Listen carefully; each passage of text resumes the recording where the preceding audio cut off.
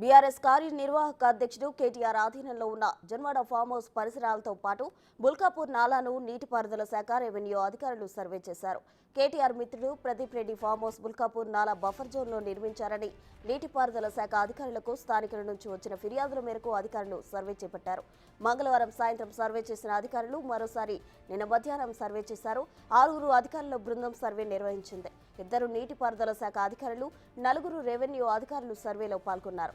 రంగారెడ్డి జిల్లా శంకర్పల్లి మండలం జన్వాడలోని కేటీఆర్ ఆధీనంలో ఉన్న ఫామ్ హౌస్ పరిసరాలతో పాటు బోల్కాపూర్ నాలాను సుమారు కిలోమీటర్ వరకు revenue inspector Teja, surveyor Sai, నీటిపారుదల శాఖ అధికారులు సంయుక్తంగా సర్వే నిర్వహించారు. నాలా పరిధిలోకి ఏ సర్వే నెంబర్లు వస్తున్నాయో ఆ వివరాలు సేకరించినట్లు అధికారులు తెలిపారు.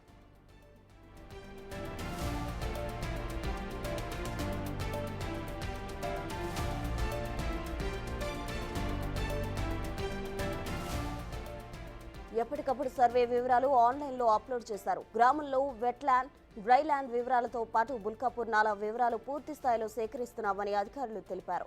2-3 పాత మ్యాప్లను కూడా అధికారులు వెంట తీసుకొని వచ్చారు. వాటి ఆధారంగా గతంలో బుల్కాపూర్ నాలా ఎన్ని కిలోమీటర్ల వరకు ఉండేది, ప్రస్తుతం ఎంతవరకు ఉందనేది తెలుసుకున్నారు. గతంలో ఎంత వెడల్పులో ఉండేది, ప్రస్తుతం ఎంతవరకు ఉందని చూశారు.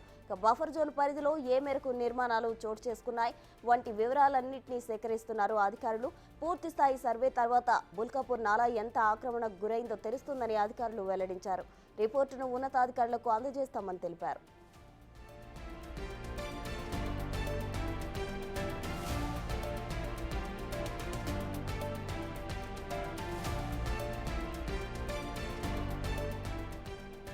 గతంలో గండిపేట జలాశయానికి వచ్చే వరద ఉధృతిని నివారించేందుకు నీటిని బుల్కాపూర్ నాలా ద్వారా మళ్లించేవారు.